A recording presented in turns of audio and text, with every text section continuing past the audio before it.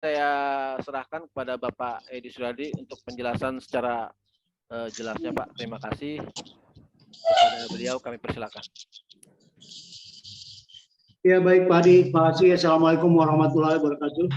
Waalaikumsalam warahmatullahi wabarakatuh. Merdeka. Merdeka. Iya baik, ini webinar ini sebagai penghantar aja ya, penghantar acara napak tilas on the spot yang akan kita lakukan besok. Itu dari pagi sampai sore ya. Jadi karena kegiatannya di sana memang bisa dibilang sangat padat ya. Jadi kita tidak bisa menjelaskan secara panjang lebar di sana.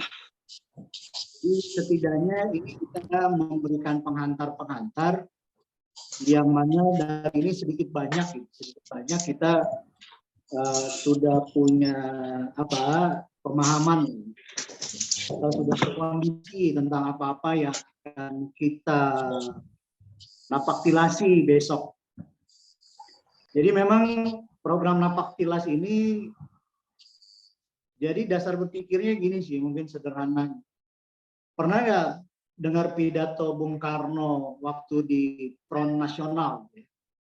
Itu Bung Karno kan menyampaikan bahwa sebenarnya tujuan kita, maksud kita, dan tekad kita untuk mendirikan negara Indonesia merdeka yang kita proklamirkan pada 17 Agustus 1945 ini, itu tujuannya adalah membuat bangsa ini menjadi satu bangsa yang terdiri dari ratusan juta insan al-kamil yang hidup berbahagia di bawah kolong langit buatan Allah Subhanahu wa taala. Kan itu adalah cita-cita yang luhur sekali. Artinya memang kehidupan berbangsa dan bernegara kita ini bukan didesain sembarangan, tapi ini dimaksudkan atau ditekadkan supaya melalui mekanisme yang berjalan di dalam kehidupan berbangsa bernegara kita, itu terjadi satu interaksi yang membentuk kita menjadi insan al-kamil, menjadi manusia-manusia yang punya kepribadian yang luhur, atau manusia-manusia yang berakhlak mulia. Itu maksudnya kan. Dan ini kan sangat sejalan sebenarnya dengan apa yang dikatakan juga ya di dalam kitab suci kita, di dalam Quran ya. Itu di surat Al-A'raf, surat 7, ayat 96. Jikalau sekiranya penduduk negeri-negeri ini beriman dan bertakwa, tentulah kami akan limpahkan kepada mereka berkah dari langit dan bumi.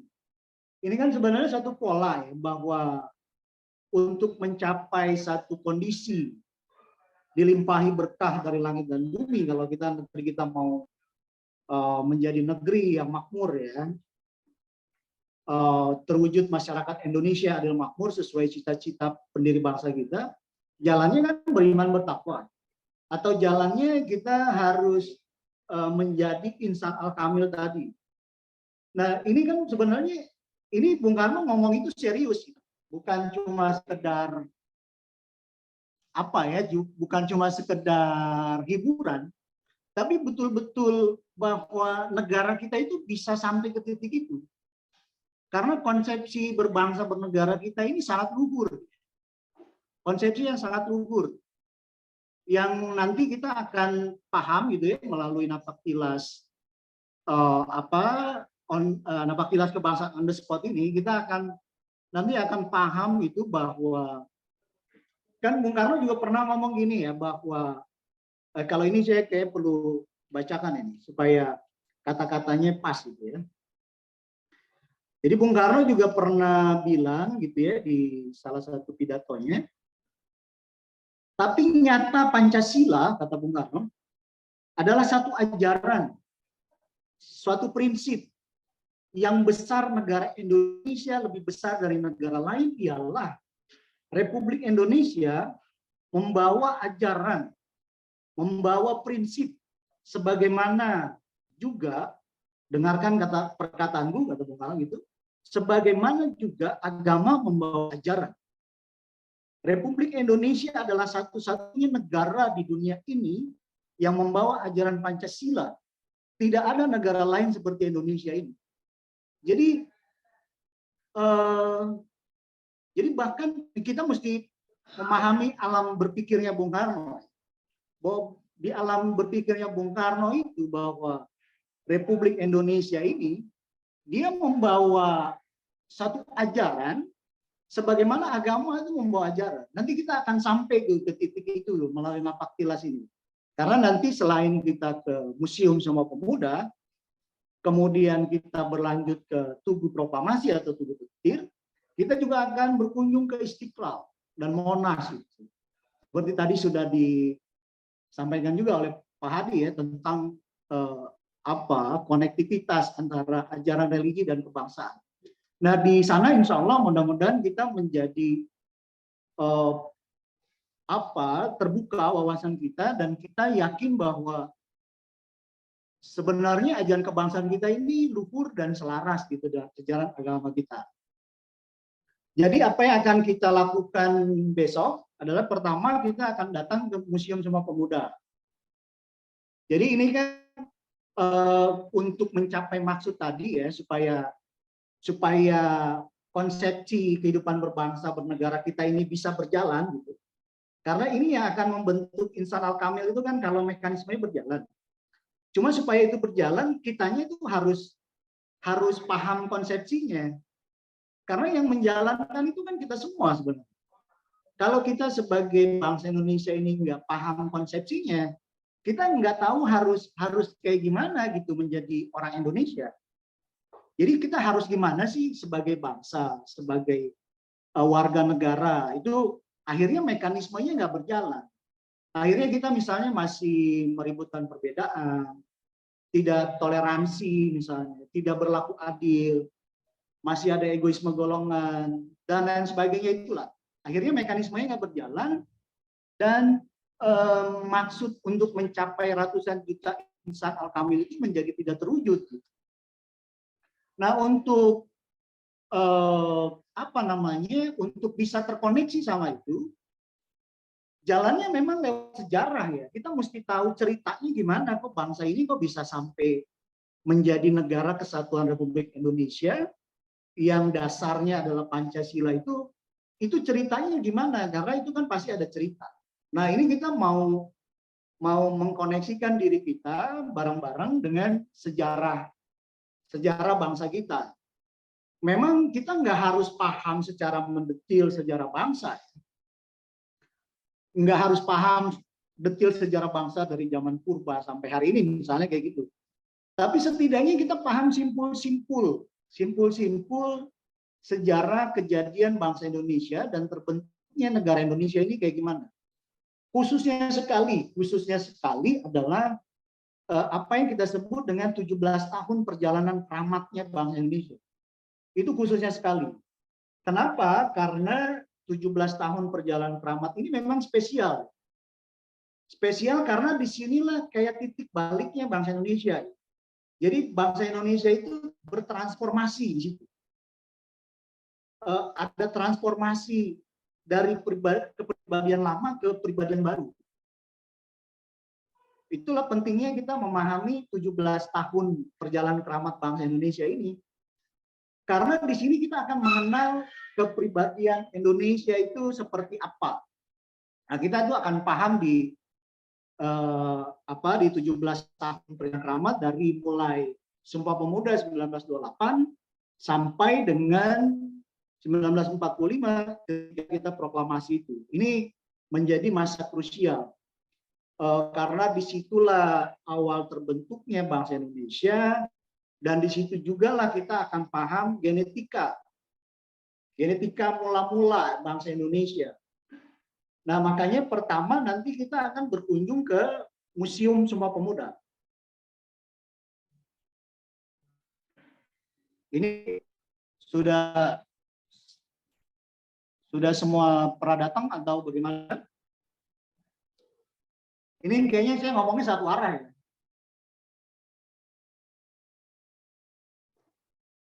Ya Pak, dua orang Pak, Bang Indra sama. Ya, jadi pertama kita akan datang ke sana.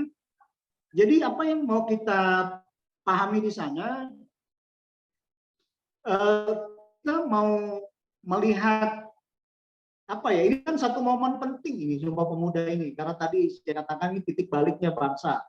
Di sini embrio bangsa Indonesia pertama terbentuk. Dan di situ juga kita akan paham genetika bangsa.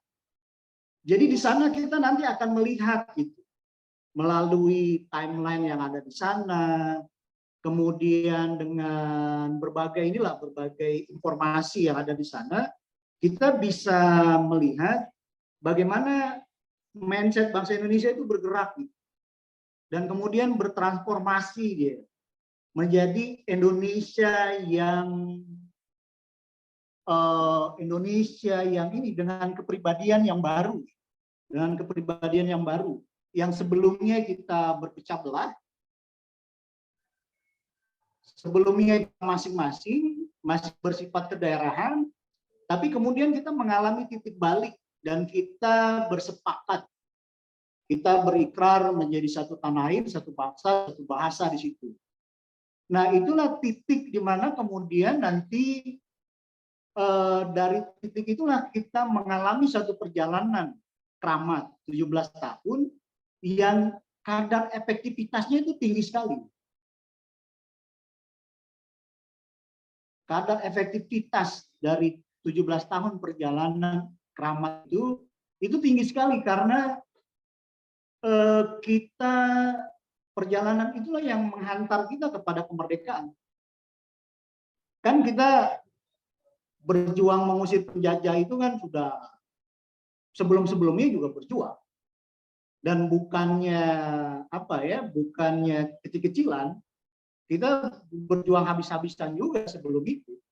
Dan kita banyak mengenal pahlawan-pahlawan dari berbagai daerah, Ponorogo, Cutnyadin, Tengku Umar, Sultan Hasanuddin, Imam Bonjol, dan lain sebagainya. Itu banyak sekali itu pahlawan-pahlawan dari berbagai daerah. Tapi perjuangan-perjuangan di masa-masa yang lalu itu tidak efektif. Kita tidak berhasil membebaskan diri kita dari penjajahan. Tapi ketika Sumpah Pemuda terjadi, kita masuk ke dalam satu perjuangan dengan efektivitas yang tinggi. Dari situ kita mau memahami bahwa kerennya persatuan itu. Di sana nanti ya kita sama-sama eksplorasi gitu, betapa kerennya persatuan yang kemudian dari situ menghantar kita kepada kemerdekaan. Nah kan kerennya persatuan kita ini karena kita bersatunya berbeda ya, ikatannya itu berbeda. Karena kalau ngomong persatuan sebenarnya di mana-mana juga orang ngomong persatuan. Tapi persatuan yang dicetuskan di Sumpah Pemuda ini dia membawa nilai yang lain dia. Karena persatuan di atas dasar kesadaran kemerdekaan semua buat semua. Kesadaran bahwa kemerdekaan itu hak setiap bangsa, kemerdekaan itu hak setiap golongan, kemerdekaan itu hak setiap orang. Sehingga persatuan yang terjadi dia di dalam kesetaraan. Jadi persatuan Sumpah Pemuda itu tidak ada golongan yang lebih tinggi dari yang lain. Kita bersatu di dalam kesetaraan. Nah, di dalam perbedaan itu. Nah, ini kan genetika mula-mula yang menjiwai bangsa Indonesia, dan kita juga di situ akan memahami adanya satu semangat yang mengisi jiwa para pendiri bangsa, para pahlawan bangsa kita, yang kemudian membuat perjalanan kita itu menjadi luar biasa. Yang semangatnya itu kemudian di kemudian waktu ya oleh Bung Karno disebut dengan semangat proklamasi. Jadi kan ada 3 semangat yang kita ingin kenali gitu ya melalui Napaktilas ini. Yang pertama itu semangat berjuang mati-matian yang penuh dengan idealisme. Kedua, semangat persatuan bulat mutlak tanpa mengecualikan satu golongan dan lapisan. Jadi semangat bersatunya itu bulat mutlak. Yang ketiga itu ada semangat membentuk dan membangun negara. Karena ada dorongan luhur itu energi yang membawa kita kepada kemerdekaan. Jadi di Museum Sumpah Pemuda ini kita eksplorasi dan berkontemplasi untuk melihat genetika kepribadian bangsa supaya kita terkoneksi dengan semangat Sumpah Pemuda itu, dan kita dari Sumpah Pemuda berlanjut ke Tugu Petir. Nah, Tugu Petir ini atau Tugu Proklamasi ini kan juga tempat bersejarah yang sangat penting gitu buat bangsa Indonesia. Jadi itulah kenapa kita sebut on the spot itu begitu. Kita sebut on the spot karena memang kita belajarnya itu langsung di titik kejadian sejarah itu terjadi. Jadi ngomongin Sumpah Pemuda di titik di mana Sumpah Pemuda itu diputuskan, diikrarkan. Di Museum Sumpah Pemuda itu kita membahas tentang proklamasi di titik di mana proklamasi itu dibacakan oleh Bung Karno dan Bung Hatta di hadapan rakyat Indonesia. Jadi on the spot gitu napak tilasnya, dan itu akan ada sensasi yang sangat beda ketimbang kita belajar lewat buku atau lewat YouTube. Kan bisa juga sih belajar Sumpah Pemuda lewat buku atau YouTube. Belajar proklamasi juga bisa, tapi akan berbeda ketika on the spot. Karena langsung di tempat peristiwa itu terjadi. Nah, di Tugu Proklamasi ini kita sederhananya kita ingin terkoneksi kepada semangat proklamasi itu sendiri. Karena perjuangan bangsa Indonesia ini bukan perjuangan pendek. Perjuangan itu jauh. Jadi ada cita-cita yang jauh. Tadi Pak Hadi sudah sebutkan tentang Ampera, amanat penderitaan rakyat Indonesia, yang kita sebut juga dengan revolusi Indonesia itu. Jadi cita-cita Indonesia itu jauh sekali. Karena ujung dari perjuangan kita, Bank Indonesia ini, ujungnya adalah mewujudkan dunia baru. Apa itu dunia baru? Dunia tanpa eksploitasi manusia atas manusia, bangsa atas bangsa. Jadi di mana penjajahan bersih gitu dari atas dunia ini. Jadi terjadi persaudaraan umat manusia, persaudaraan bangsa-bangsa dalam kesetaraan, tapi dengan hormat menghormati kemerdekaan tanpa imperialisme dan kolonialisme, nggak ada eksploitasi di dalamnya. Perjuangan bangsa ini jauh sekali. Dan kita harus terkoneksi sama semangat yang dimiliki oleh para pendiri bangsa. Karena kalau enggak, kita enggak akan membawa bangsa ini kemana-mana. Yang diselesaikan oleh para pendiri bangsa kita waktu itu kan baru di fase 1, mengusir penjajah. Jadi penjajahnya sudah pergi, kita merdeka, kita punya negara sendiri sekarang. Tapi kan mereka punya cita-cita yang harus dilanjutkan. Gitu. Dan kita punya kewajiban, bukan cuma sekedar penting kita memahami ini, tapi kita wajib karena kita berhutang sama para pendiri bangsa. Kita punya hutang, kita menikmati alam kemerdekaan ini karena mereka. Dan mereka menghantarkan kita ke sini dengan nyawa dan darah itu, dengan harta, jiwa, raga mereka itu. Bukan supaya berhenti sampai di sini gitu. Maksudnya ini dilanjutkan. Lanjutkan revolusi Indonesia sampai titik selesainya. Tapi untuk menghantarkan kita kepada cita-cita kedua kita, mewujudkan masyarakat Indonesia yang adil dan makmur itu, yang kita tahu hari ini belum terjadi, kan? Ya belum betul-betul terwujud gitu. Itu nggak mungkin tanpa semangat yang sama. Nah di sana kita ingin terkoneksi sama itu, supaya kita tuh bisa meneruskan cita-cita para pendiri bangsa. Kita harus terkoneksi kepada semangat berjuang mati-matian. Karena ini perlu semangat itu, ini melanjutkan revolusi. Perlu semangat berjuang habis-habisan. Mati-matian istilah. Yang penuh idealisme, bukan mati-matian serampangan gitu, tapi dengan penuh idealisme. Kemudian juga harus dimotori dengan semangat persatuan bulat mutlak. Karena kalau kita masih di dalam, kita masih berselisih, masih ribut karena beda golongan, beda kepentingan, beda agama, Indonesia ini akan jalan di tempat. Kalau nggak ada semangat persatuan bulat mutlak itu. Dan yang ketiga semangat membangun dan membentuk dan membangun negara ini. Jadi negara ini harus dilanjutkan pembangunannya, harus diteruskan sampai ini menjadi suatu negara yang betul-betul hebat, betul-betul di dalamnya orangnya cerdas, orangnya pada sejahtera, kehidupan aman, damai gitu. Dan itu PR kita. Jadi kita terkoneksi dengan semangat itu dan kita lanjutkan itu cita-cita para pendiri bangsa sebagaimana 3 kerangka di dalam Pakem Revolusi Indonesia. Jadi perjuangan kita masih jauh. Nah, jadi harapannya ketika kita mengikuti Napak Tilas ini terkoneksi sama semangat itu dan kita mau bergerak gitu. Karena ya siapa lagi? Karena yang harus mewujudkan semua itu ya kita yang hidup di hari ini. Kalau mereka udah selesai gitu tugasnya. Mereka udah berjuang, mereka menjalankan tugasnya dengan baik. Soekarno, Bung Hatta, dan para pendiri bangsa yang lainnya itu. Para pahlawan bangsa kita. Mereka sudah menjadi syuhada. Mereka sudah menjadi pahlawan. Mereka sudah menjalankan tugasnya dengan baik. Kan kita sekarang yang belum menjalankan tugas kita dengan baik. Cuma ya tadi, tanpa semangat proklamasi itu nggak bisa. Itu sih, itu di sesi pertamanya 17 tahun perjalanan Keramat. Ada pertanyaan dulu apa bagaimana Pak Adi?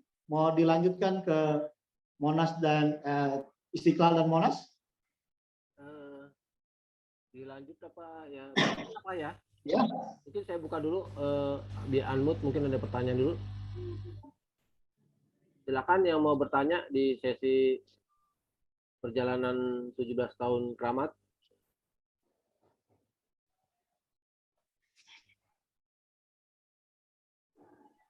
Kan di unmute yang mau tanya. Iya, mau tanya Pak Edi. Ya, silakan Pak Adi. Ya, itu terkait Tugu Petir ya. Coba dijelaskan maksud dari Tugu Petir itu. Dari petir itu apa sih, simbolik dari apa sih Tugu Petir itu? Ya, terima kasih.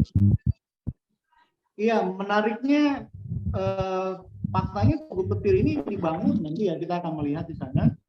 Tugu Petir, Istiqlal dan Monas ini digagas di tahun yang sama ya, 1961. Walaupun pembangunannya kan nggak selesai bersamaan, itu panjang. Tapi itu dalam satu rangkaian ide, itu dalam satu konsep itu Tugu Petir, Istiqlal dan Monas.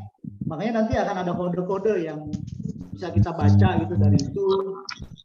Kita jelaskan di sana terkait petirnya sendiri. Jadi Tugu Petir ini kan tadinya kan ada rumah di situ, rumah Bung Karno ya. Kalau kita suka lihat foto Bung Karno berdiri membacakan proklamasi, itu di rumah itu, rumahnya Bung Karno. Nah itu kemudian dibongkar sama Bung Karno, diganti dengan tugu itu, tugu setinggi 17 meter, petirnya tingginya itu 1,5 meter. Jadi kira-kira itu 18,5 meter itu tingginya. Dan kebetulan tuh Pak Adi pernah naik yang atas. Betul Pak Adi?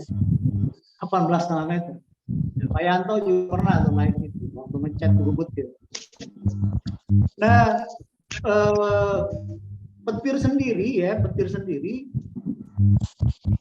itu ya selain simbolik karena memang proklamasi itu sebagai satu maklumat yang menggelegar gitu, yang mengagetkan, mengejutkan seperti petir.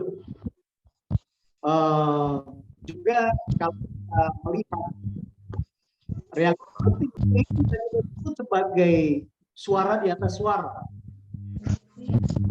dan cahaya di atas cahaya.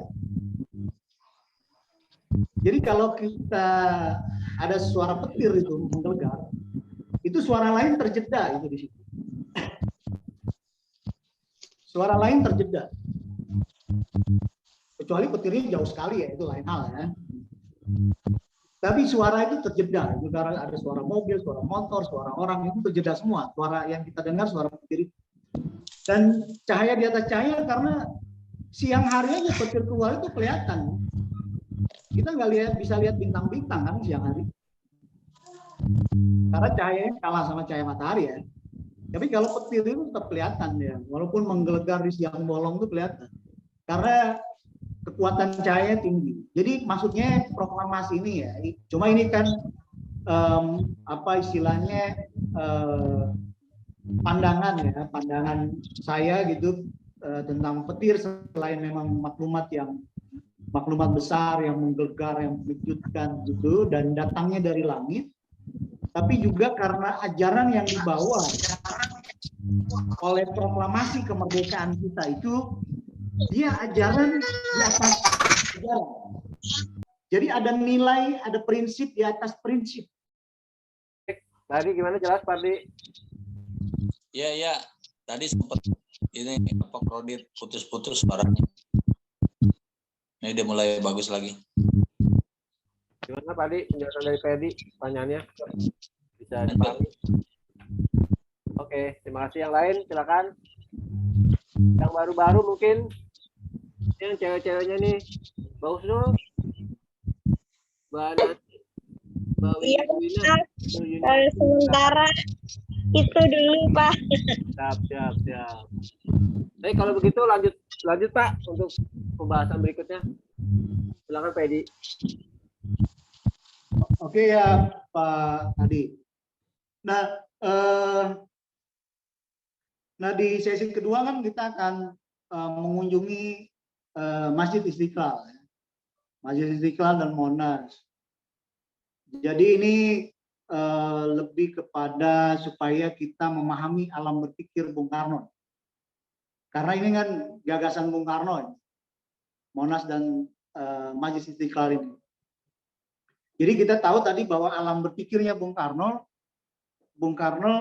melihat bahwa Republik Indonesia ini, kata Bung Karno tadi, membawa ajaran sebagaimana agama membawa ajaran. Untuk memahamkan itu kepada masyarakat Indonesia itu nggak gampang. Tapi menariknya begini ya, maksudnya supaya kita nggak salah paham. Kita ini bukan negara agama, bukan. Kita bukan menjadikan agama sebagai negara, bukan. Kerennya begitu. Tapi ajaran yang kita dapat itu, ajaran yang kita dapat dari sejarah, dari kejadian alamiahnya bangsa.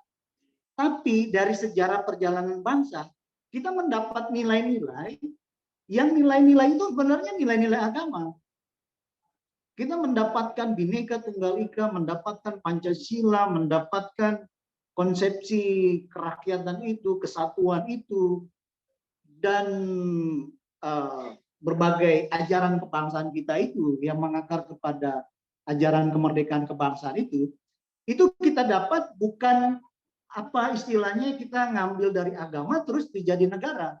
Kan banyak bangsa yang mendirikan negara atas dasar agama kan banyak. Iya kan? Jadi kan ada bangsa-bangsa yang dengan sengaja mendirikan negaranya di atas dasar agama. Kalau kita enggak, kita bukan misalnya, mari kita mendirikan negara Islam, misalnya begitu. Atau negara apa gitu. Kita menjadikan kitab suci ini sebagai dasar negara kita enggak begitu. Tidak ada niat itu. Kita hanya satu bangsa yang terjajah, yang menderita akibat penjajahan, dan muncul dorongan luhur ingin merdeka. Itu doang itu, semangat kita. Kita ingin merdeka, kita ingin punya kehidupan yang bebas. Tapi dari dorongan luhur itu, kita berjuang, kemudian akhirnya kita bersatu, kemudian kita punya kepribadian, dan akhirnya kita merdeka punya negara, nilai-nilai yang terbentuk gitu, tersusun di dalam kehidupan berbangsa bernegara kita, itu nilai-nilai yang adalah nilai-nilai agama. Seperti itu. Nah, menyampaikan ini ya, apalagi di masanya Bung Karno ya dulu, itu nggak gampang. Walaupun Bung Karno di tahun berapa itu ya, tahun 63 berarti mungkin untuk pidato itu di Front Nasional, Bung Karno menyampaikan tadi itu bahwa Republik Indonesia membawa ajaran sebagaimana agama membawa ajaran. Jadi itu alam berpikirnya Bung Karno. Nah, itu yang dituangkan Bung Karno lewat geometri Istiqlal dan Monas ini sebenarnya. Baik secara struktur bangunan maupun geometrinya, tata letaknya itu. Kenapa Istiqlal diletakkan di situ, kenapa Monas diletakkan di situ. Misalnya kayak Istiqlal itu kan sebenarnya pilihan lokasinya dua. Lokasi yang sekarang dan satu lagi usulan lainnya adalah Tamrin. Tapi Bung Karno ngotot di situ. Itu kan tanahnya Ratu Belanda, tanahnya Wilhelmina, yang dijadikan Masjid Istiqlal itu sama Bung Karno. Jadi di sana nanti kita akan sama-sama eksplorasi Istiqlal, melihat kode-kode struktur Istiqlal, ada 12 pilar di dalamnya, terus ada kubah yang lebarnya 45 meter itu, kemudian bentuk mimbarnya. Bentuk mimbar Istiqlal juga unik. Coba aja lihat masjid-masjid lainnya. Masjid kecil saja, kalau kita lihat, itu apa itu tempat imam sholat itu dibuat besar dan megah. Tapi Istiqlal itu pendek gitu ya, terus minimalis banget. Mimbarnya padahal masjid sebesar itu. Banyak masjid kecil yang tempat imam berdiri itu karena mau ya ada pesan juga. Maksudnya ini kita bicara kepemimpinan itu kan bicara pelayanan sebenarnya, bukan bicara bukan bicara mau cari keuntungan, mau apa, bukan kayak gitu. Dan hal-hal lain seperti ada bangunan utama dan bangunan pendamping, itu ada 2 kubah nanti di Istiqlal itu kita lihat. Kubah besar dan kubah kecil, itu bangunan pendamping. Dan kita lihat nanti ada garis-garis di sana. Garis-garis yang mengarahkan ke Monas. Sampai lagi kalau dari koridor kubah kecil itu, nanti kalau kita di situ, kita akan lihat percis menghadap ke Monas, seolah-olah itu mau menunjuk ke sana. Jadi seolah-olah mau mengatakan bahwa cara kita merealisasikan ajaran agama kita itu lewat itu, kayak nunjuk ke Monas. Jadi ajaran nasionalisme kita, Monas ini kan simbol dari kebangsaan kita, nasionalisme kita, makanya namanya museum monumen nasional. Jadi seolah-olah Bung Karno mengatakan bahwa itulah cara kita merealisasikan ajaran agama kita. Jadi kebangsaan kita dan nasionalisme kita bukan nasionalisme yang terputus dari ajaran agama, bahkan terkoneksi, terhubung erat. Nanti kita akan paham juga itu di Monas itu kan ada cawan itu. Jadi Monas ini kan ada 3, ya secara garis besar itu 3 bagian ya. Ada yang museum sejarah di bawah itu, kemudian ada cawan Monasnya dan ada pilar itu.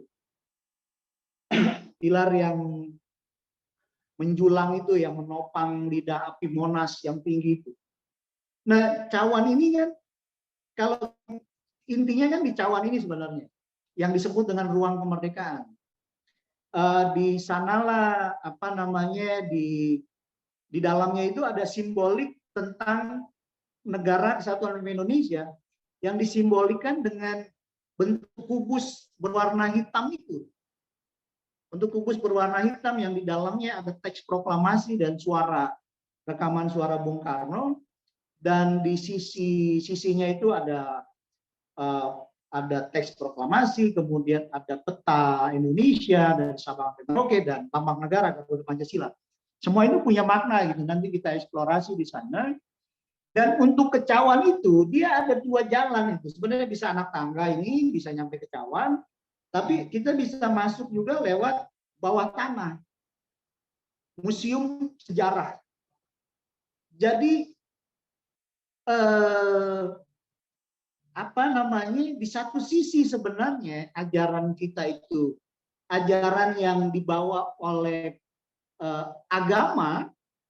Nanti kita akan lihat juga itu ada pilar Quran itu kalau di Istiqlal. Pilar Quran itu pilar langsing itu dia punya garis lurus sama menara tengahnya katedral.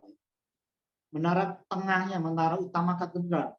Jadi seolah-olah, dan garis lurus sama Monas. Garis lurus sama Monas sama menara katedral. Jadi seolah-olah Bung Karno mau mengatakan bahwa ya tadi ini bukan cuma bicara Islam tapi bicara juga saudara kita Nasrani, karena ini kan ajaran para nabi kan. Cuma Nabi Muhammad ini kan memang ya istilahnya nabi yang ada di puncak estafeta ya dalam ajaran keagamaan kita itu. Tapi sebenarnya bicara semua agama. Dan titik temu dari ajaran agama itu, ajaran yang di dalam peradaban nabi dan peradaban manusia, sama sejarah kita sendiri. Jadi perjalanan sejarah kita mengantarkan kita kepada nilai-nilai luhur yang sebenarnya ini yang dicita-citakan agama. Tapi kita tidak menjadikan agama sebagai negara, gitu. Sampai sini bisa dipahami. Kita tidak menjadikan agama kemudian kita bawa jadi negara, kita melakukan perjalanan, kita dibentuk oleh alam, kita juga nggak ngarang-ngarang, Pancasila itu bukan karangan, Sumpah Pemuda itu juga bukan dikarang-karang, semuanya itu kejadian alamiah. Dan NKRI itu juga sebenarnya kenapa harus kesatuan, kenapa harus republik, dan lain sebagainya itu bukannya kita contek dari buku-buku tertentu, tapi semuanya kejadian alamiah saja. Tapi membawa kita kepada nilai-nilai luhur yang sebenarnya nilai-nilai agama, dan cita-citanya agama itu di situ. Kan mencita-citakan agama, kan agama mencita-citakan persaudaraan umat manusia, menghendaki perdamaian, menghendaki tidak ada eksploitasi, tidak ada kejaliman, menghendaki kita bersatu, menghormati satu sama lain, berlaku adil satu sama lain. Itu sama persis dengan tanya Pak ini.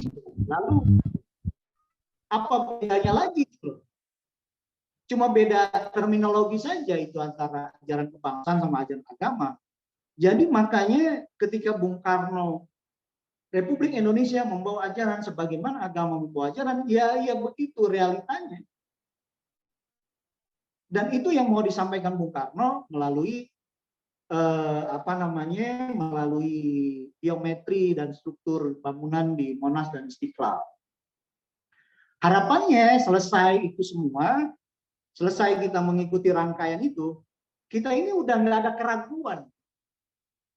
Oh ini, makanya Bung Karno tuh bilang gini ya, di salah satu pidatonya Bung Karno bilang, nasionalisme Indonesia itu, nasionalisme yang membuat kita menjadi perakas Tuhan. Dan membuat kita hidup di dalam roh. Di dalam roh itu maksudnya roh Tuhan, ya, di dalam ajaran. Supaya kita itu nggak ada keraguan sama nasionalisme kita, ajaran kebangsaan kita.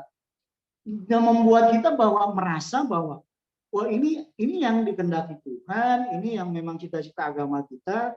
Sehingga kalau kita perjuangkan ini, kita sebenarnya sedang memperjuangkan Tuhan. Gitu. Harapannya itu pembentukan mindset yang terjadi ketika kita mengikuti rangkaian ini, sehingga nggak ada satupun dari masyarakat Indonesia gitu ya yang ragu sama Pancasila, yang masih menganggap Pancasila misalnya tauhid, pikiran manusia ya memang bukan kita bawa dari agama, tapi dia dikaruniakan Tuhan kepada kita yang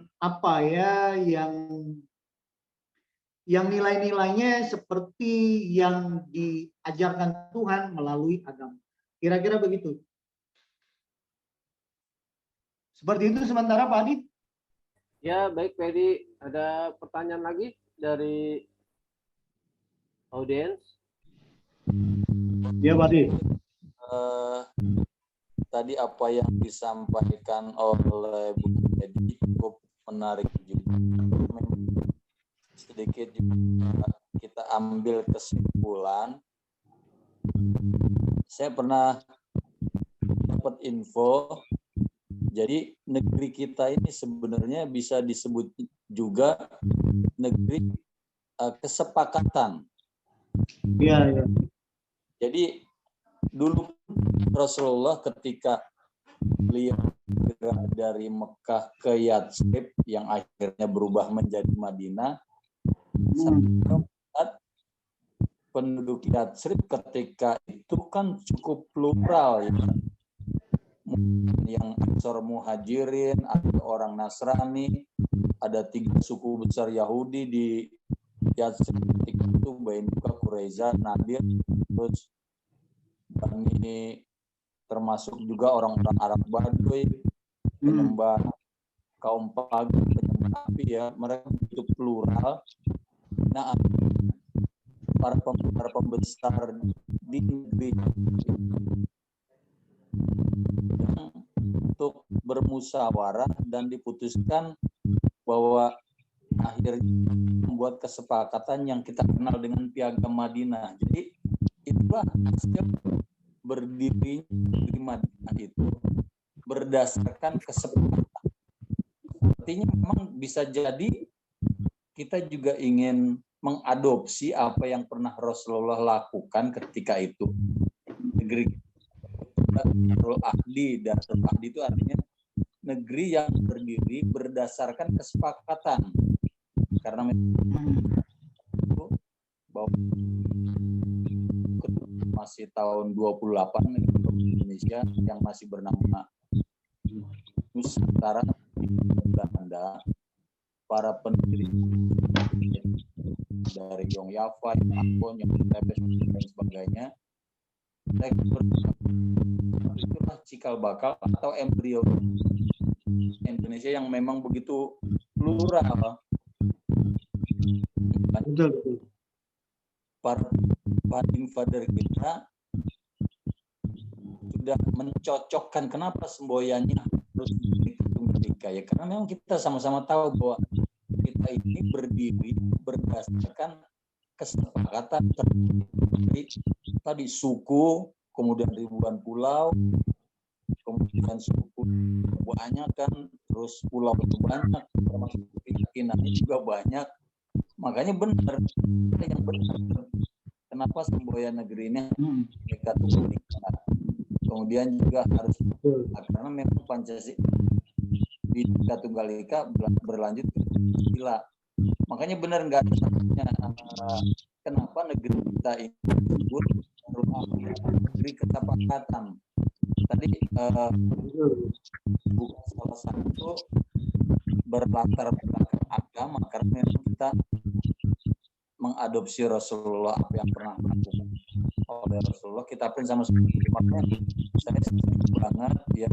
Jadi jangan lupa lagi bahwa memang kita ini berdiri berdasarkan kesepakatan semboyannya apa Bhinneka Tunggal Ika, kenapa hukumnya harus Pancasila, NKRI, dan inilah yang bisa meyakinkan, jadi kita lebih yakinnya karena memang ini keanekaragaman itu, makanya kita sepakat dengan keanekaragaman itu. Nah, itu sih sedikit masukan buat saya dan buat teman-teman yang lain. Mudah-mudahan adanya Napaktilas Kebangsaan ini bisa menjadi pembelajaran untuk kita semua. Demikian Pak. Terima kasih. Ya, itu penggalian yang mendalam itu ya, dari apa yang disampaikan Pak Adi ya, tentang bahwa kita mengadopsi apa-apa yang dicontohkan Rasulullah, yaitu kalau lebih jauhnya ya, seperti itu betul. Boleh masukkan Pak? Ya, kita ini mewujudkan, sebenarnya menggenapi Piagam Madinah itu, seperti yang Pak Adi jelaskan. Nah, itulah kerennya memang bangsa Indonesia ini. Ya, halo, Pak Jamal ya? Pak Jamal. Ya, mau bicara Pak Jamal? Ya, artinya ya, luar biasa beliau, Bapak Soekarno, Bung Karno gitu.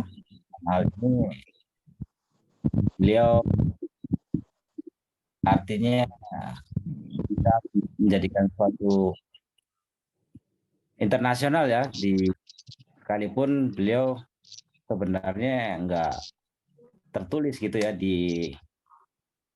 atau nggak karena generasi seperti ininya ya. Tapi luar biasa beliau, Pak Ratno bisa menjadikan internasional gitu. Mungkin itu Pak, ya. Ya, baik. Terima kasih Pak Jamal Ya. atas komentar dan pendapatnya. Pak Hadi kemana Pak Hadi? Ya, mungkin dari saya Pak, mungkin ada sedikit komentar atau pertanyaan Pak, boleh Pak ya? Ini Pak, kaitan antara tadi kan kita memahami bahwa di Cawan itu, di ruang kemerdekaan itu adalah pertemuan peradaban manusia ya, para nabi dan keindonesiaan kita gitu loh, di situ di Cawan itu gitu loh Pak, dengan disimbolikannya ada bangunan kubus di tengah-tengah daripada Monas itu. Nah itu kaitan dengan Ka'bah itu sendiri seperti apa ya Pak? Kan waktu itu juga saya dapat informasi juga dari Facebook dari pendiri kita Bapak Irwan bahwa ada Baitullah itu kaitannya gitu. Apakah kita juga akan seperti menghadap kepada peradaban Baitullah itu gitu atau apa tuh Pak? Bisa dikaitkan nggak Pak untuk Ka'bah ini, bangunan Ka'bah ini dengan bangunan kubus yang ada di Cawan gitu loh Pak Edi. Terima kasih Pak. Ya, memang yang menyebut bangunan di Cawan itu apa seperti Ka'bah itu bukan hanya kita ya. Bahkan pemandu Monas kan nyebutnya begitu ya. Pernah dengar nggak Pak? Kenapa? Halo? Ya, siap. Pernah Pak. Ya istilahnya bahkan orang Monas sendiri nyebutnya begitu ya, nyebut. Jadi memang, dan kalau kita lihat-lihat Bung Karno ini memang mengerti. Memang Bung Karno ini kan bukan orang sembarangan, tadi seperti Pak Jamal bilang. Bung Karno itu punya 26 gelar, kalau nggak salah 26 gelar doktor honoris causa. Itu ada dari Al-Azhar, ada dari macam-macam itu yang ya filsafat agama, apalah macam-macam itu yang bahkan dari kalangan Islam seperti Al-Hajar itu. Artinya Bung Karno ini bukan cuma memahami tentang nasionalisme, tapi tentang Islam pun paham banget gitu. Paham banget. Jadi tentang ya kan kita tahu bahwa Baitullah ini kan disebut sebagai awalul bait, rumah mula-mula yang Allah letakkan untuk manusia. Baitullah ini juga disebut sebagai hudalil alamin, petunjuk bagi semesta alam. Jadi ada petunjuk yang sangat besar gitu di Baitullah itu. Baitullah ini juga disebut sebagai Baitul Atiq ya. Baitul Atiq itu rumah yang rumah antik, rumah tua, rumah yang angker. Bahkan secara bahasa itu kalau Pak Irwan bahkan juga menemukan Atiq itu juga, cuma nanti kita lihat kaji lagi, maksudnya Atiq itu juga punya makna merdeka. Jadi Bung Karno tahu, karena memang ini kan, ini kalau kita ini bicara napak tilas kebangsaannya, haji itu sebenarnya itu napak tilas para nabi, napak tilas perjalanan peradaban para nabi itu kalau kita mau jauh ya.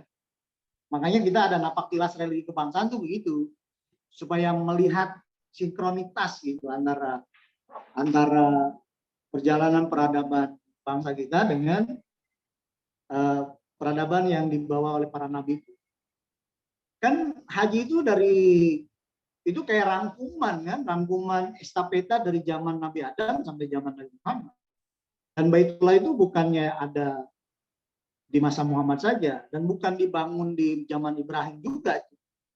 Sejak dari zaman Adam, makanya disebut awal bait, ya, rumah pertama, rumah mula-mula. Ini bangunan sosial, simbolik dari bangunan sosial. Dan itu ujung perjalanan, maksudnya ini loh peradaban yang dicita-citakan para nabi, itu simboliknya Baitullah. Dan Indonesia ini ya, ini kalau boleh saya katakan gitu ya, sebenarnya penggenapan dari peradaban Baitullah itu. Itu kan cuma menjelaskannya panjang itu. Penjelasannya panjang, tapi ya begitulah. Perlu ada kajian tersendiri dan perlu ikut program napaktilas religi itu. Napaktilas religi. Ya untuk ini. Tapi ya itu seperti Pak Hadi sampaikan tadi. Sesuatu lah pokoknya, sesuatu. Dan ya itu artinya Bung Karno ngerti gitu ya. Memang bukan orang sembarangan. Gitu aja mungkin Pak Hadi. Baik Pak Edi, mungkin yang lain ada pertanyaan? Pak Omar silakan. Nah, saya sebenarnya nunggu Bang Dulun.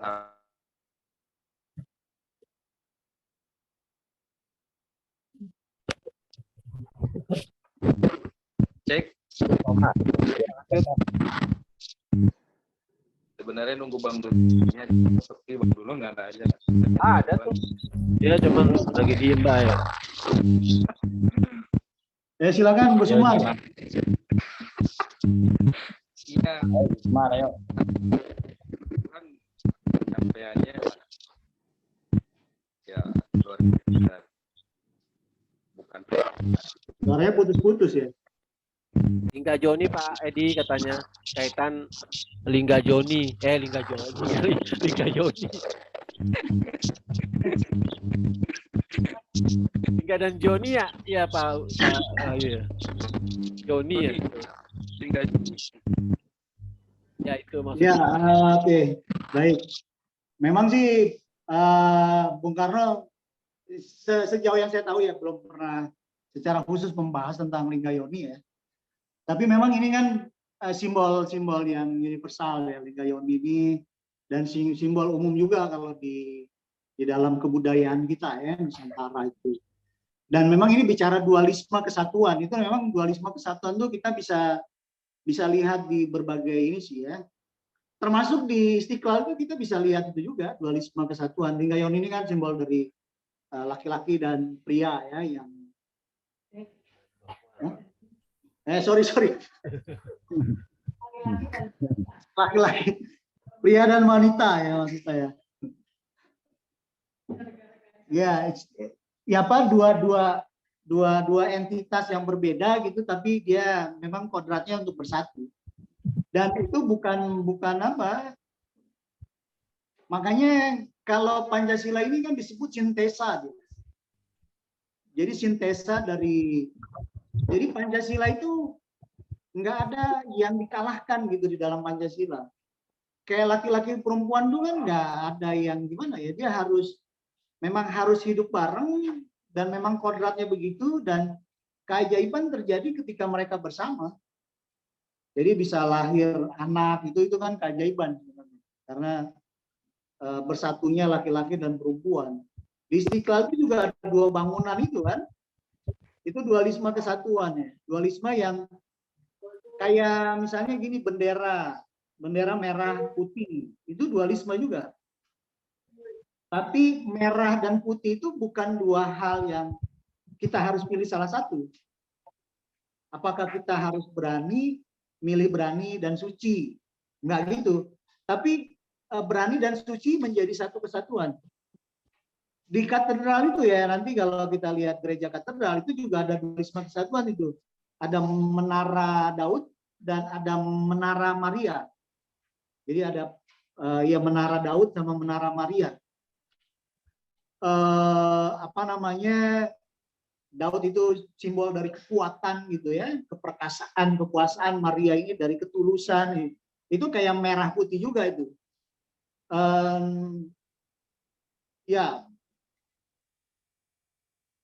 Ya gitu sih tentang dualisme kesatuan. Memang perlu ada pemahaman itu sih juga, sama kayak religi kebangsaan nanti supaya kita bisa bisa ini juga tuh bahwa tentang dualisme yang kesatuan itu ya, karena religi kebangsaan ini bukan berarti kita harus pilih religi atau kebangsaan, tapi religi kebangsaan memang jadi satu gitu, seperti dua sisi dari satu koin, laki-laki perempuan, merah putih dan seterusnya. Kira-kira begitu Pak Hadi. Baik Pak Edi, terima kasih. Dan Pak Wahyu. Ada lain pertanyaan? Mungkin apa ya? Kalau lingga ion itu di perumpamaan alat reproduksi ya. Ya, alat reproduksi. Ya, alat reproduksi. Jadi bahwa perjalanan saya tadi, misalkan dari Sumpah Pemuda, kemudian sampai ke Istiqlal. Ini kan proses seperti proses reproduksi bagaimana untuk melahirkan manusia yang bahasa kamil ya. Jadi bagaimana akhirnya sebuah manusia insan kamil itu tadi reproduksinya itu harus sesuai dengan jati diri, atau bisa dibilang sesuai dengan apa yang memang dicita-citakan menjadi bangsa. Jadi apapun istilah reproduksi yang ada di bangsa ini, tentu kiblatnya kita di monumen itu tadi, supaya tidak semuanya menjadi bangsa yang betul-betul memiliki nation character building. Jadi memang tidak boleh keluar daripada monumen itu tadi. Kan kalau keluar dari monumen itu tadi, maka ini reproduksinya itu ngomongin susah. Reproduksi ya. Iya, itu hanya akan melahirkan manusia-manusia yang justru yang nantinya tidak sesuai dengan kebangsaan yang memang diharapkan menjadi bangsa. Ya mungkin kurang lebihnya gitu sih Pak. Iya. Untuk ya, sama kayak ini memang gitu di proses dualisme kesatuan itu juga di dalam preambul ya. Kalau kita baca atas berkat rahmat Allah yang Maha Kuasa dan dengan didorongkan oleh keinginan yang luhur supaya berkehidupan kebangsaan yang bebas, maka rakyat Indonesia dengan ini menyatakan kemerdekaannya. Itu juga mengandung nilai itu juga dalam dualisme kesatuan. Jadi bertemunya antara langit dan bumi itu di situ. Di satu sisi kita sebagai rakyat Indonesia, dari diri kita itu lahir satu dorongan luhur untuk merdeka, untuk punya kehidupan yang bebas. Di sisi yang lain itu ada rahmat Tuhan gitu. Jadi ketemunya antara rahmat Tuhan dan dorongan keinginan luhur kita, itu memang tidak bisa dipisahkan. Maksudnya kayak ya pertemuan langit dan bumi, pertemuan laki-laki dan perempuan, ya semisal gitu. Jadi ya tadi Pak Wahyu jelaskan tentang reproduksi ya begitulah. Artinya keajaiban itu baru terjadi itu memang di situ. Keajaiban itu terjadi ketika dua unsur itu ketemu ya, dipersatukan. Kita berjuangnya itu kenapa dirahmati Tuhan? Karena kita berangkat dengan keluhuran gitu. Makanya atas berkat rahmat Tuhan Maha Kuasa dan ada dorongan keinginan luhur. Jadi karena kita berangkat dengan keluhuran, di situ rahmat Tuhan juga jadi kayak dua hal yang nggak bisa dipisahkan. Nggak ada dorongan luhur, nggak ada rahmat Tuhan. Nah, ketika kita tetap menjaga itu ya, menjaga keintiman antara keagamaan dan kebangsaan. Ya, keagamaan mungkin ya kita anggaplah dari langit datangnya ya, mungkin bentuk laki-lakinya begitu. Terus kebangsaan itu bentuk wanitanya, mungkin kalau mau dikaitkan sama reproduksi gitu. Selama kita menjaga keintiman itu, ya disitulah keajaiban terjadi. Jadi kita selalu ketemu itu antara rahmat Tuhan dan dorongan keinginan luhur. Artinya kalau sehari ini dorongan luhur kita hilang, dari dadanya bangsa Indonesia itu hilang, nggak ada lagi semangat-semangat yang luhur, maka rahmat Allahnya juga hilang. Rahmat Allahnya hilang. Ketika datang semangat yang luhur, rahmat Allahnya turun juga bersama dengan. Jadi kesatuan itu tetap perlu jaga. Langit bumi. Begitu Pak Hadi kira-kira. Siap Pak Edi. Apa yang lain ada pertanyaan lagi? Pak Sugi. Ada, Pak. Oh iya, silakan Pak Sahri. Ya. Silakan. Ya. Tadi ada yang sangat menarik dari penjelasan Pak Edi, bagaimana Soekarno mengatakan datangnya ajaran NKRI itu sama dengan datangnya ajaran agama, ini kan gitu. Kemudian Pak Edi juga mengatakan ada perbedaan terminologi antara kaum nasionalis dengan kaum agamis ya. Saya melihat ini adalah satu permasalahan gitu. Ketika terjadi perbedaan terminologi antara dua pihak ya yang sedang berdialog gitu. Sebab ketika bicara terminologi ini kan bicara tentang maksud dari sebuah istilah, penggunaan dari sebuah istilah kan. Kalau dia apa yang Soekarno lakukan ini kan sebenarnya memberi bentuk visual supaya orang bisa seperti Monas, seperti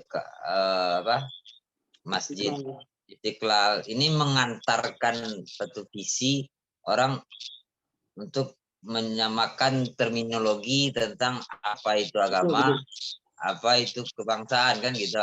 Permasalahannya mungkin kita paham ya, tetapi bicara bahasa ini mungkin ada orang katakan bicara tentang kesepakatan orang banyak kan gitu.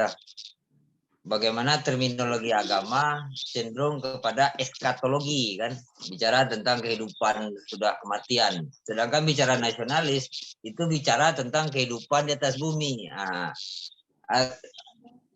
Maksud saya bagaimana caranya ya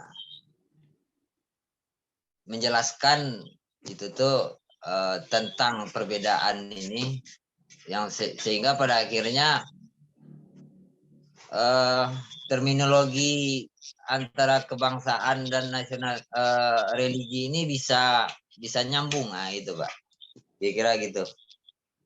Pertanyaannya itulah. Ya cukup. Oke, terima kasih Pak Sari. Ya. Jadi Ya perlu dijembatani sih menurut saya, dijembatani supaya nggak asing misalnya dengan istilah ajaran kemerdekaan kebangsaan. Ya kemerdekaan itu terminologi kita kan dalam kebangsaan ya. Tapi kalau dalam agama kan itu sebenarnya terminologinya ajaran kasih sayang. Ya. Sebenarnya kemerdekaan saling menghormati kemerdekaan ini kan bentuk implementasi daripada menjalankan ajaran kasih sayang.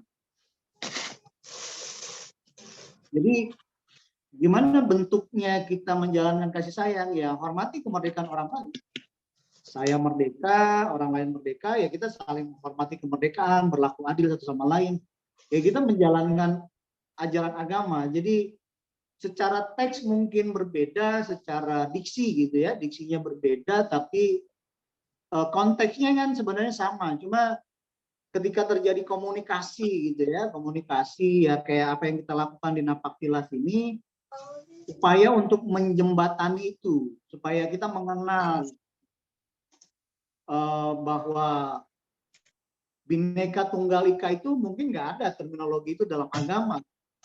Yang ada la ilaha illallah misalnya begitu. Tapi supaya kita memahami konteksnya gitu, memahami esensi bahwa ya Bhinneka Tunggal Ika itu ya bicara bahwa yang nggak ada yang lain selain yang tunggal itu kan sebenarnya, yang kita lihat beragam, yang kita lihat berbeda, sebenarnya yang satu itu, yang tunggal itu. Gimana kita melihat yang tunggal? Kayak kalau di agama ya istilahnya tauhid ya. Jadi yang kita lihat berbeda-beda ini sebenarnya satu, karena dia bermula dan dikendalikan oleh Tuhan yang satu gitu, Tuhan yang esa. Jadi kalau tauhid kan kita menemukan Tuhan sebagai pengatur, sebagai penjaga, sebagai roh dari segalanya, seluruh alamnya. Nah, ya cuma kalau di kebangsaan kita terminologi Bhinneka Tunggal Ika gitu. Nah, ya memang sulit disatukan gitu ya, sulit misalnya dirubah terminologi Bhinneka Tunggal Ika juga nggak mungkin juga, karena memang Pancasila ini datang membawa bahasa yang dia punya warna khusus ya, dia disintesa ya. Kan kayak Pancasila itu tidak pakai terminologi khusus agama tertentu, bukan Islam, bukan Hindu, bukan Buddha, bukan Konghucu, tapi dia pakai narasi sendiri, tapi semua orang nangkep gitu. Ketuhanan yang Maha Esa, dia nggak pakai istilah katakanlah bahwa Allah itu tauhid, atau Allah itu ya, atau katakanlah Allah itu ahad gitu, tauhid atau semacam itulah, tapi pakai bahasa-bahasa yang universal ya, karena dia sintesa gitu. Ya menurut saya sih memang terminologinya sulit ya, tapi kan kalau kita paham esensinya sebenarnya nggak ada masalah ya. Karena kita sebenarnya sudah terbiasa dengan terminologi yang berbeda-beda. Nyebut air aja di Indonesia itu bisa beda-beda. Orang Lombok, orang Sunda, orang Jawa itu nyebut air aja beda-beda. Cuma ketika kita paham esensinya air itu sama, walaupun nyebutnya beda-beda, tapi ya itu nggak terjadi masalah. Ya gitu sih kira-kira Pak Sari, kayaknya memang perlu terjadi komunikasi sih, dialog ya, dijembatani sehingga oh itu maksudnya Bhinneka Tunggal Ika, oh itu maksudnya Pancasila, oh itu maksudnya kemerdekaan, oh itu sama dong dengan ajaran agama saya. Nah kalau itu dialog itu nggak terjadi, memang kayak orang-orang agama gitu melihat asing, jadinya asing dengan ajaran kebangsaan. Memang dialog sih. Ya. Kira-kira begitulah pandangan saya ya. Ya. Baik, terima kasih Pak Edi. Pak Sari jelas Pak? Cukup jelas. Atau ada yang lain? Kalau tidak ada kita cukupkan. Mungkin nanti terakhir saya mau share screen ya, tentang perjalanan besok. Saya mau izin Pak Edi, bisa saya share? Ya, silakan Pak Edi. Baik, silakan kepada Pak Edi. Terima kasih Pak Edi. Tanya lagi boleh? Oh, tanya lagi. Tanya apa Pak Wahyu? Iya, mungkin mengenai tentang tadi ya, merdeka ini kan berasal dari kata merdeka yang artinya mahardika. Jadi merdeka pun itu mengandung dua konotasi, ada konotasi negatif dan ada konotasi positif. Konotasi negatifnya adalah kita mengartikan merdeka itu adalah dengan kita apa ya. Tapi kalau cuma itu doang, tidak menyentuh kepada kemerdekaan yang positifnya. Nah, bagaimana untuk menyentuh kemerdekaan yang positifnya?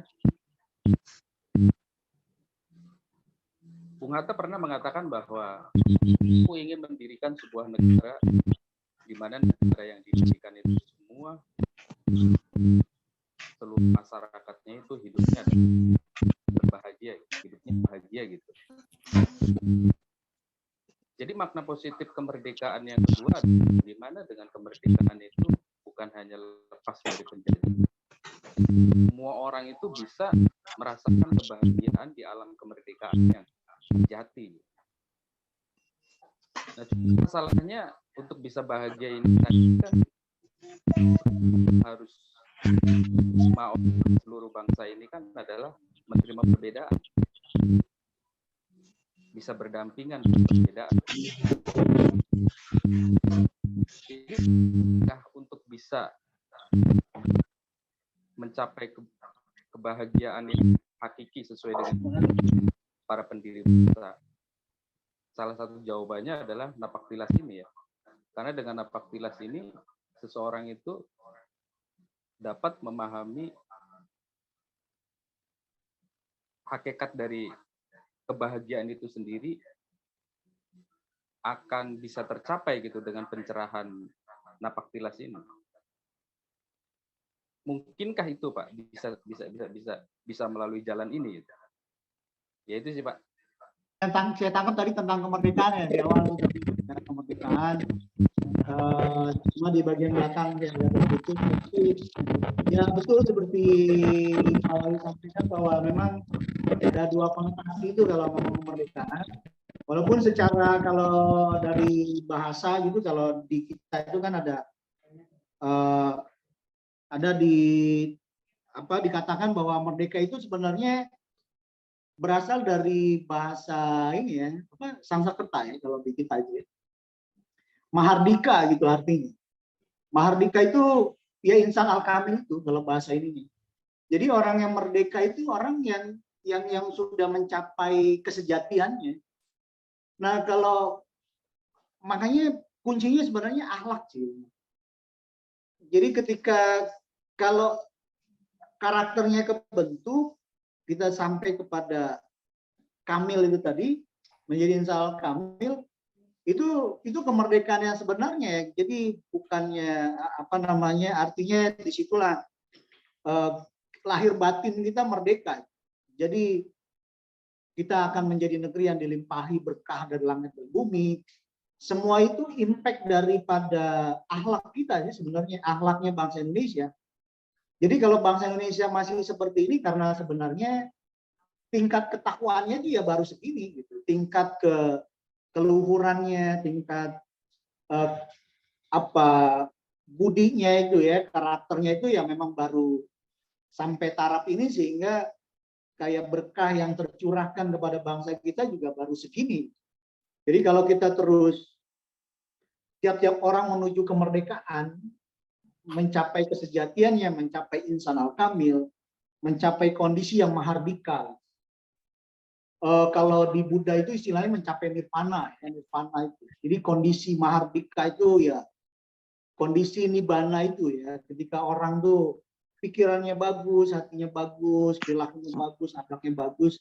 Ya kalau bahasa Bung Karno tadi insan al-kamil lah, itu titik kemerdekaan secara kita personal ya, tapi sebagai bangsa ya masyarakat Indonesia adil makmur. Itu kemerdekaan realnya begitu.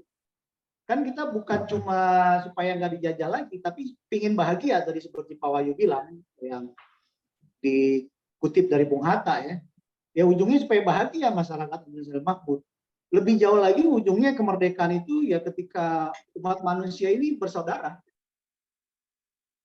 Terjadi persaudaraan bangsa-bangsa itu juga kemerdekaan secara ini ya, secara global gitu.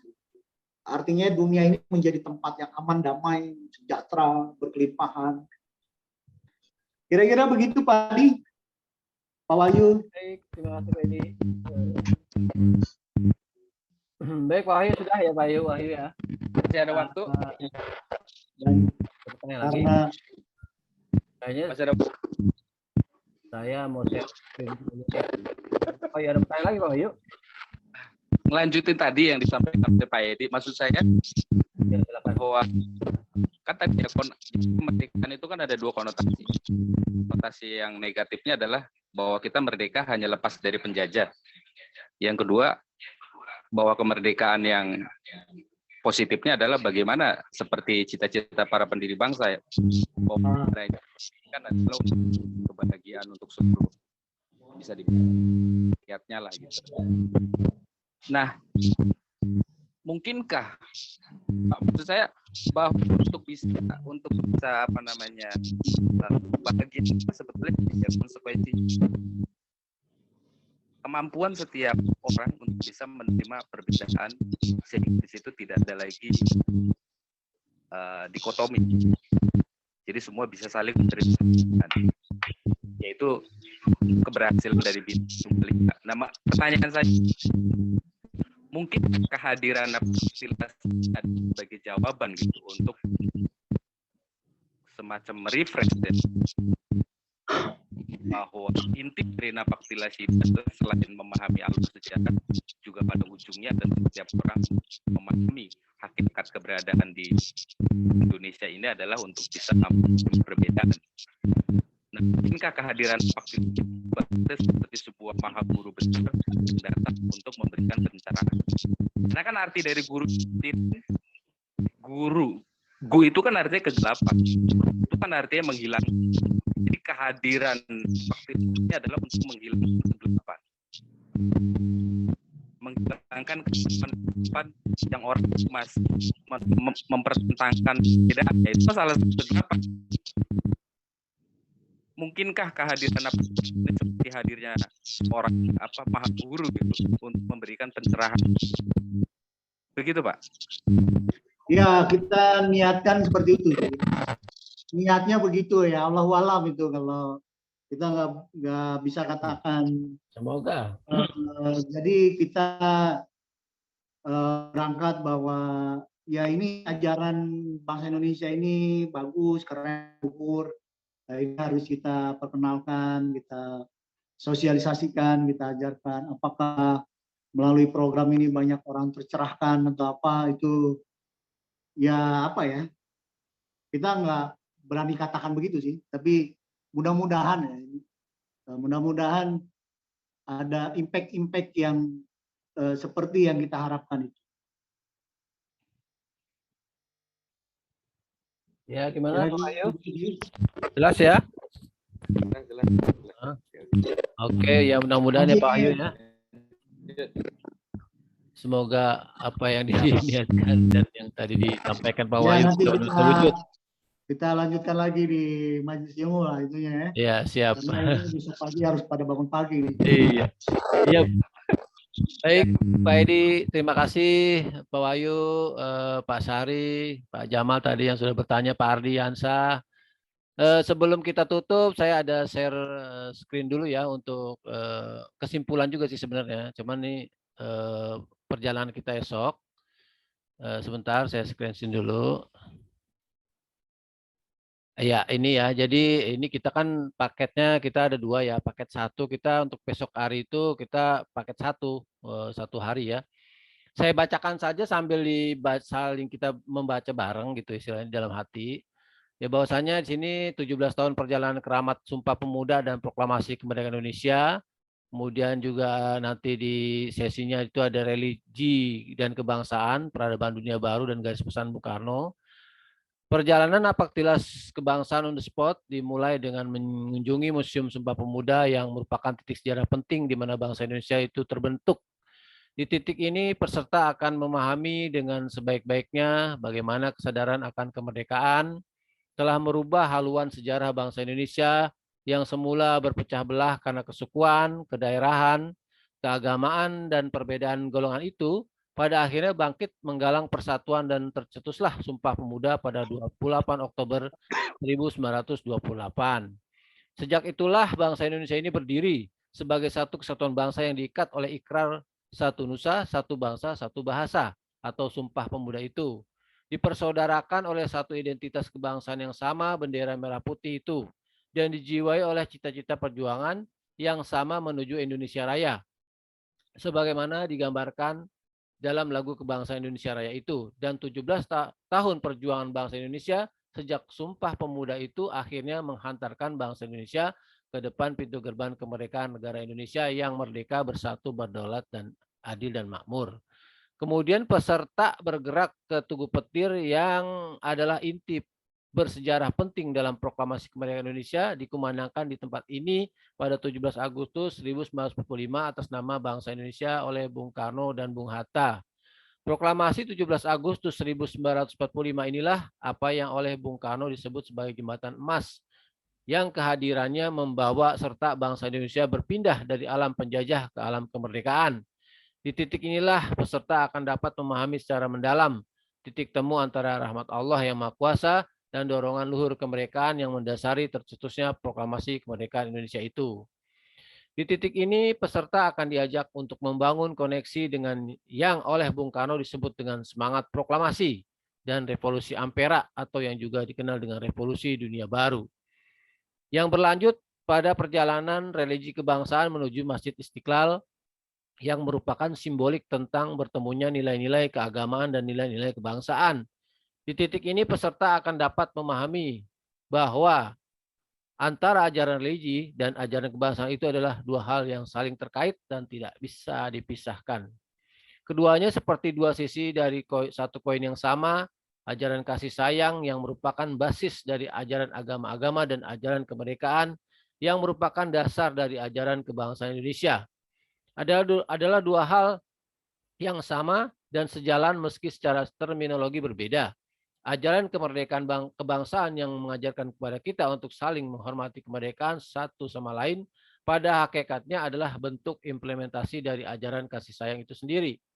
Di titik inilah peserta akan sampai kepada integrasi pemahaman yang kuat antara ajaran keagamaan dan ajaran kebangsaan Indonesia dengan mengungkap kode garis pesan Bung Karno.